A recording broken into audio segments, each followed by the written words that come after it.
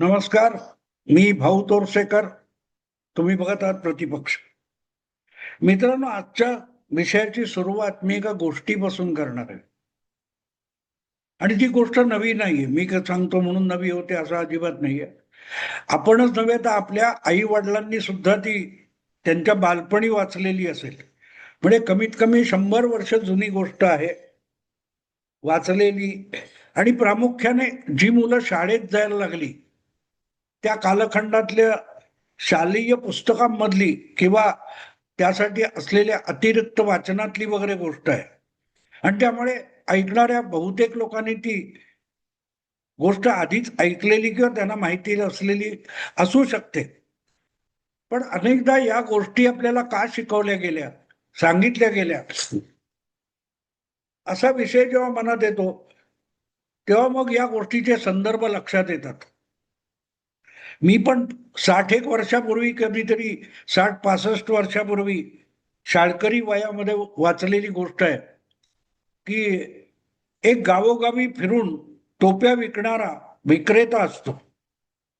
आणि गावोगावी फिरून विकत असताना त्या काळात अर्थात प्रत्येक गावात सगळ्या वस्तूंची दुकानं नव्हती. शहरात असतील पण खेड्यापाड्यात तर नव्हती. अगदी मोठ्या गावात सुद्धा एक किराणा मालाचं दुकान सोडलं तर दुकानं नव्हती.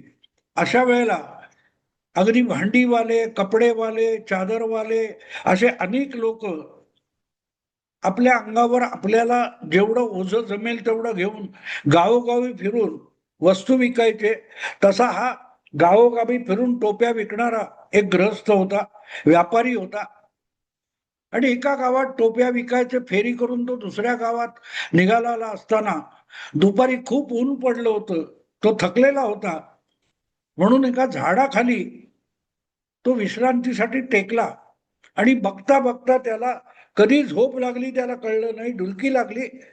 आणि तो झोपलेला असताना त्या झाडावर एक माकडांची टोळी होती. आणि तो झोपलेला बघितल्यानंतर हळूच एक माकड खाली उतरलं, दुसरं उतरलं. पण याला सुगावा लागला नाही, तो थकलेला गाढ झोपला होता. त्यांनी त्याची जी पोतडी होती किंवा बॅग वगैरे काय असेल, बॉक्स होता, खोका, तो उघडला तर त्याच्यामध्ये त्या विकायला आणलेल्या टोप्या होत्या. एका माकडाने ती टोपी घेतली, बघितल्यावर दुसऱ्याने घेतली. म्हणता म्हणता सगळ्याच्या सगळ्या टोप्या घेऊन ती माकडं त्या टोप्यांबरोबर खेळायला लागली. बऱ्याच वेळाने जेव्हा या टोपी विक्रेत्याला, त्या व्यापाऱ्याला झोप मोडली आणि जाग आली तेव्हा बघितल्यावर तो चकित झाला की आपला खोका उघडा पडलेला आहे आणि सगळी माकडं टोप्या घेऊन खेळतायत. त्याला कळे नाही हा माकडांकडून टोप्या परत कशा घ्यायच्या. तो ओरडाआरडा करायला लागला, दगड मारायला लागला, टिवल्या बावल्या करायला लागला. पण माकडं टोप्या फेकायला तयार नव्हती, परत द्यायला तयार नव्हती. आणि त्यामुळे तो हैराण झाला होता काय करावं. पण त्याच्या एक गोष्ट निरीक्षणातून लक्षात आली की आपण जे जे करतोय ती प्रत्येक गोष्ट, तसे हावभाव, तशी हालचाल ही माकडं करतात. तेव्हा तो आपली बुद्धी वापरून एक शक्कल लढवतो आणि त्याच्या डोक्यावर असलेली टोपी काढतो आणि जमिनीवर फेकतो, आपटतो. विना विलंब सगळीच्या सगळी माकडं त्यांच्याकडच्या टोप्या पण जमिनीवर टाकतात. बरोबर तो टोपीवाला पडलेल्या सगळ्या टोप्या गोळा करतो आणि आपल्या बॅगेत भरून तिथून पसार होतो. इथे ही गोष्ट लहान मुलांना थोडं जगणं शिकवावं यासाठी आलेली होती. आणि अजूनही आलेली असेल, कुठे ना कुठे पुस्तकात असेल ती गोष्ट. पण आज जेव्हा ही गोष्ट मला आठवली त्याचं कारण वेगळं आहे. मी आमच्या सुशील कुलकर्णीचा व्हिडिओ बघत होतो. मोर नाचला म्हणून लांडोराने नाचू नये, ही सुद्धा आपल्याकडे एक प्रचलित म्हण किंवा वाक्प्रचार आहे की मोर नाचला की फार सुंदर दिसतो, त्याचा तो प्रचंड पिसारा फुलवलेला असतो आणि तो थुई थुई थुई थुई नाचतो, ते बघून बरं वाटतं. पण मोर नाचला म्हणून आपणही त्या वंशातले आहोत म्हणून मोराची मादी असलेली जी लांडोर असते त्या लांडोरीला पिसारा नसतो. आणि तिची जी काय तोकडी तोकडी पिसं वगैरे असतात, छोटासा पिसारा तो फुलवून लांडोर नाचायला लागली तर ती मनोरम दिसत नाही, पण तिचं ढुंगण आणि अब्रू उघडी पडते. आणि म्हणून आपल्याकडे एक वाक्प्रचार आहे, मोर नाचला म्हणून लांडोराने नाचू नये, अब्रू उघडी पडते. आणि त्या आधारावरच सुशील कुलकर्णीने हा व्हिडिओ बनवलाय. आणि त्यांनी महाराष्ट्रातले एक महान नेते, जे अर्थमंत्री म्हणून फार मोठं काम करू शकले होते, त्यापासून त्यांना गेली 12 वर्ष वंचित राहावं लागले, असे सांगलीचे महान नेते जयंत पाटील यांचा संदर्भ घेऊन सुशीलने हा व्हिडिओ केलेला आहे.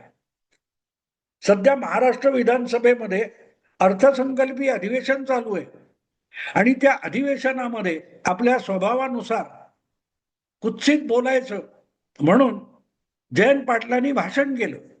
आणि ते भाषण करताना त्यांनी सत्तेत बसलेले जे पक्ष आहेत, भाजप, अजितदादा काँग्रेस, राष्ट्रवादी आणि एकनाथ शिंदेची शिवसेना, या 3 पक्षांच्या मंत्र्यांच्या वाट्याला आलेला जो अर्थसंकल्पातला निधी आहे, त्याचं वाटप कसं झालंय त्याचे आकडे सांगून कुत्सितपणे भाजपने सगळ्याच्या सगळं लुटून नेलं. 57, 58, 59% निधी हा भाजपचे मंत्री आहेत त्यांच्या वाट्याला गेलाय. तुलनेने शिंदे आणि अजितदादा गट यांच्या वाट्याच्या मंत्र्यांना खूपच कमी निधी आलाय. हे त्यांच्या आमदारकीचे आकडे आणि त्यांच्या वाट्याला आलेला निधीची टक्केवारी अशा पद्धतीत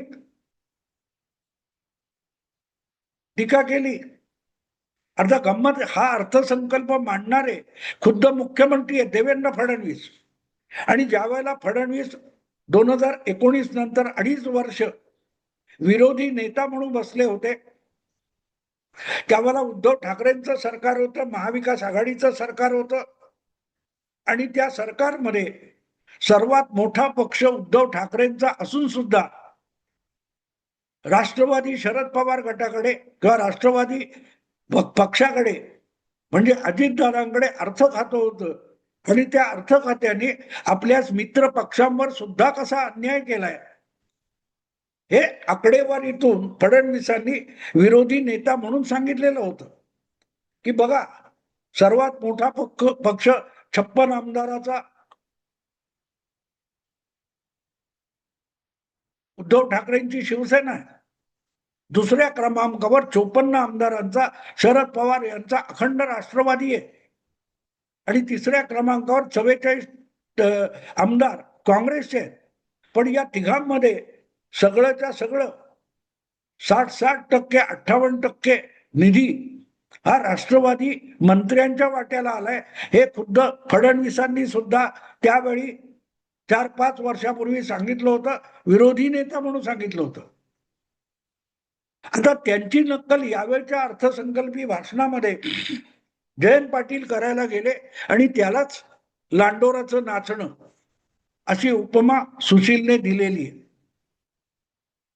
देवेंद्र फडणवीस हा मोर आहे आणि ते जेव्हा नाचतात, आकडेवारी घेऊन नाचतात, आकड्यांचा पिसारा फुलवून नाचतात, तेव्हा तो मनोरम दिसतो. पण ते नाचले म्हणून पिसारा नसलेले जयंत पाटील नाचले तर अब्रू कशी जाते, यावर सुशीलचा तो व्हिडिओ आहे आणि त्यामध्ये त्यांनी सांगितलं सगळं. पण मुद्दा असा आहे की जयंत पाटील हे आपली बेअब्रू करून घेतात, त्यांची बेअब्रू कोणी करावी लागत नाही. साहजिकच जयंत पाटलांनी जी विद्वत्ता झाडली या वर्षीच्या अर्थसंकल्पीय भाषणामध्ये, त्याची परतफेड तिथल्या तिथे करताना फडणवीसांनी त्यांच्या महाविकास आघाडी सरकारच्या काळामध्ये पक्षनिहाय आमदार किंवा पक्षाला पडलेली मतांची टक्केवारी आणि निधींच्या रूपाने प्रत्येक पक्षाच्या मंत्र्यांच्या वाट्याला आलेला निधी याची चिरफाड या वेळेला सुद्धा करून टाकली.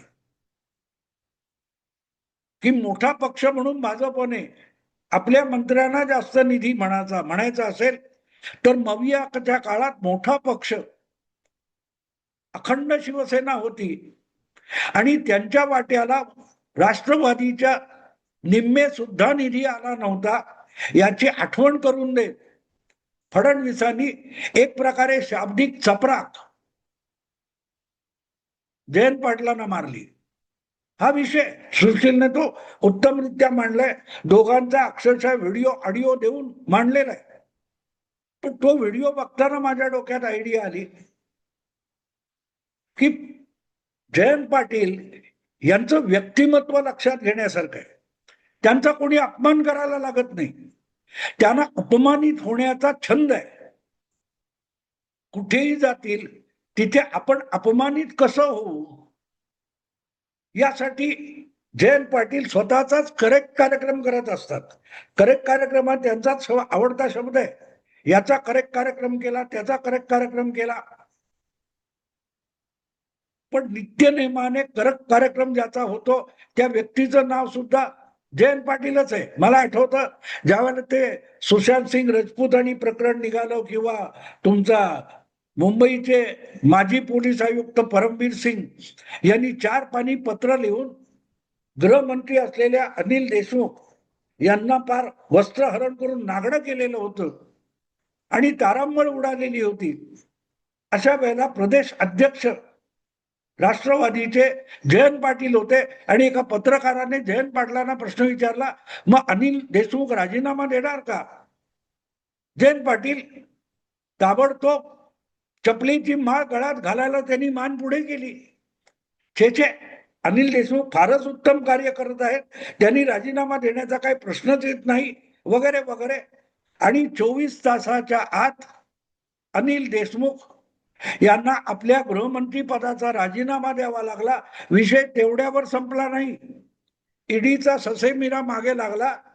तर एखाद्या डेंजरस आरोपी गुन्हेगारासारखं अनिल देशमुख यांना 2 महिने तोंड काळं करून लपून बसावं लागलं होतं. कालपर्यंत महाराष्ट्राचा जो गृहमंत्री होता तो परदेशात पळून गेला की काय अशा बातम्या येण्यापर्यंत विषय गेलेला होता. त्या विषयात मौन धारण केलं असतं जयंत पाटलांनी तरी चाललं असतं. पण पदोपदी असे अनेक प्रसंग सांगता येतील की कुत्सितपणे बोलण्याच्या नादामध्ये जयंत पाटील स्वतःचा अपमान करून घेत असतात. आता तुम्ही म्हणाल की मी सुरुवातीला सांगितलेल्या गोष्टीचा काय संबंध आहे? तर तो संबंध असा आहे की त्या गोष्टीतला जो टोपीवाला होता आणि ती माकडांची टोळी होती, त्यांच्या परस्पर व्यवहारातून काय शिकायचं असतं तेवढं न शिकलेला माणूस या अख्ख्या जगातला कोण असेल तर त्याचं नाव सुद्धा जयंत पाटील आहे. कारण ती माकडं आपण जे जे करतोय त्याची नक्कल करतायत. आपण केलं की तसंच्या तसं करतात.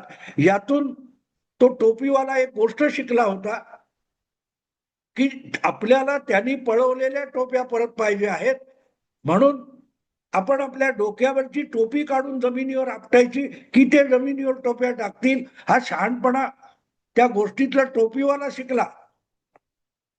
पण आज सुशीलचा हा विषय बघितल्यानंतर मला ती गोष्ट आठवण्याचं कारण असं की या अशा गोष्टीतून जयंत पाटील जर चुकीचा बोध घेत असते आणि त्या गोष्टीमध्ये टोपीच्या जागी चड्डी किंवा पायजमा हे उदाहरण असतं तर जयंत पाटीलांनी त्याचं अनुकरण नक्की केलं असतं. आपले पूर्वज शहाणे आहेत म्हणून त्यांनी अशी गोष्ट तयार करताना टोपी हे उदाहरण वापरलं. कारण भविष्य काळामध्ये जयंत पाटलांसारखा कुत्सित माणूस अतिबुद्धी वापरून आपलीच बेअब्रू करून घ्यायला उतावळा झालेला असतो. त्याच्या बेअब्रूसाठी आपली गोष्ट कारणीभूत ठरू नये म्हणून त्यांनी त्या गोष्टीमध्ये टोपी हा पदार्थ वापरला, टोपी ही वस्तू वापरली. समजा त्या गोष्टीमध्ये त्यांनी म्हटलं असं की तो चड्ड्या विकणारा किंवा पायजमा विकणारा विक्रेता होता आणि गावोगावी फिरून चड्डी किंवा पायजामे विकायचा आणि एकदा तो झोपला असताना सगळ्या माकडांनी टोळीचे झाडावरच्या माकडांच्या टोळीने त्याच्या चड्ड्या आणि पायजामे पळवले. मग ते पायजामे पळत मिळवण्यासाठी त्या विक्रेत्याने आपला पायजामा आणि आपली चड्डीच काढून जमिनीवर आपटली. अशी जर गोष्ट असती आणि चुकून जयंत पाटलांनी ती वाचली असती बालपणी, तर जागोजागी जयंत पाटील हे खरोखरच चड्डी काढून फिरले असते. कारण त्यांच्या रोजच्या वागण्यातून स्वतःला अपमानित करून येणं, स्वतःची बेअब्रू करणं, यासाठीची त्यांची हौस लपत नाही. आणि म्हणून मला असं वाटतं की आपण जी गोष्ट टोपीवाल्याची वाचली ती कदाचित जयंत पाटलांनी वाचलेल्या गोष्टीमध्ये पायजामा किंवा टोपी असावी अशी मला दाट शंका आहे. जमलं तर कुठल्याही पत्रकाराने जयंत पाटलांना हा प्रश्न विचारावा, तुम्ही बालपणी ही गोष्ट वाचली होती का? त्या गोष्टीमध्ये टोपीवालाच होता की पायजामे आणि चड्डी विकणारा होता, हा प्रश्न जरूर विचारावा असं पत्रकारांना, कॅमेरे घेऊन फिरणाऱ्यांना आवाहन करून मी माझा विषय संपवतो. आवडलं लाईक करा, शेअर करा आणि प्रतिपक्षाला सबस्क्राईब करा. नमस्कार.